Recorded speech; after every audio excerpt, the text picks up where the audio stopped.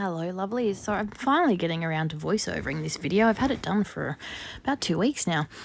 I am using the Scrapbook Fantasies Nature's Way collection, and I find this collection absolutely perfect for all those outdoorsy pictures that I have of Rue, especially of Ruby, because she's just a stop and smell the flowers kind of kid, and you will see what I mean in this layout.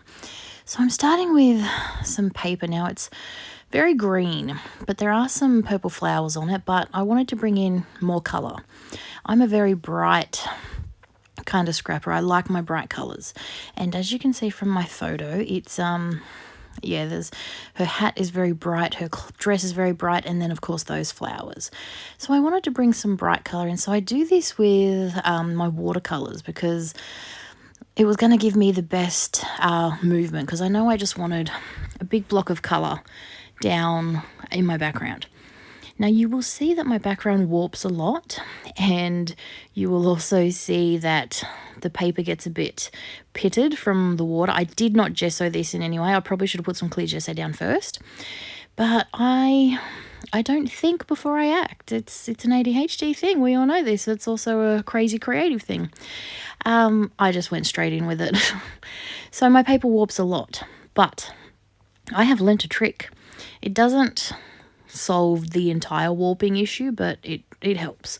So I actually run my layout through my Mink machine, because the Mink is, it takes 12 by 12, and it really straightens out all that warping. So that's how I get around it and flatten out my layouts, purely for photo reasons. It doesn't bother me if my layout's a bit warped in my album, but it really makes it hard to take a decent photo of the layout when it's all warped. So as you can see, a lot flatter now. I added some white splatters because I just love having some contrast.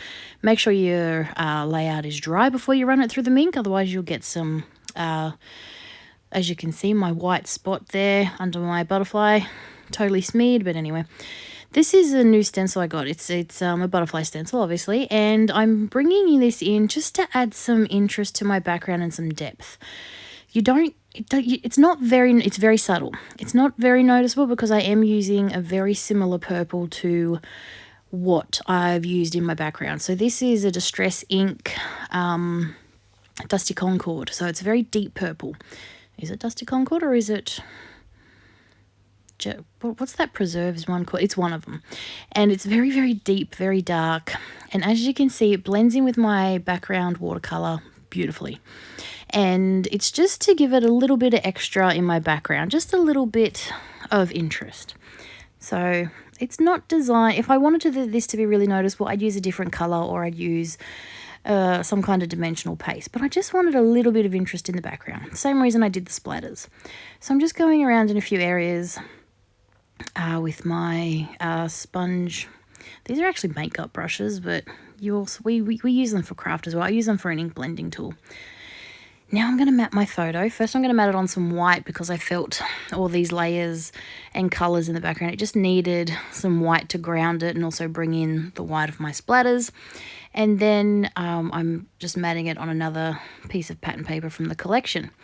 Then I'm just going to put this right in the middle of my layout, and I'm going to start embellishing. Now, with my embellishing, I fussy cut a whole bunch of things. I actually had to spend like 40 minutes on the phone to the insurance company on this day, so gave me plenty of time to fussy cut all these bits and pieces out. And so I've got flowers, feathers, lots of butterflies. I love butterflies. And I just felt that this was a perfect layout to put all these butterflies on. So I fussy cut them all out.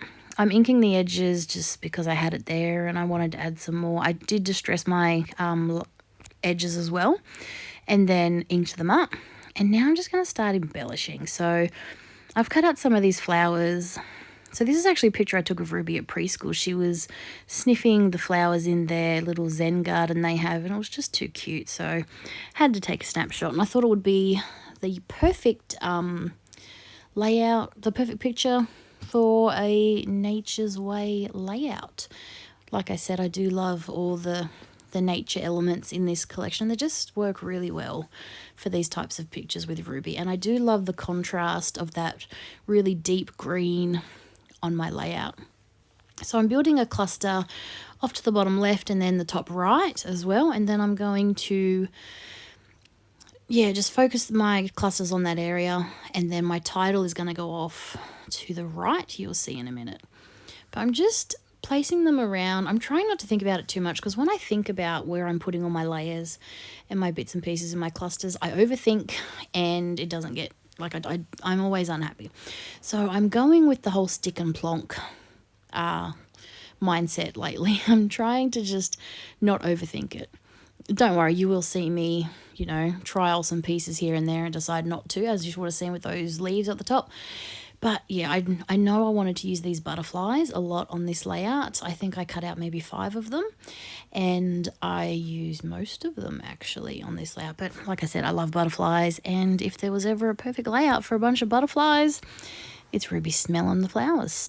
So yeah, like I said, I just did spend a lot of time fussy cutting all these pieces out. These pieces are on some of the pattern paper that is in this collection.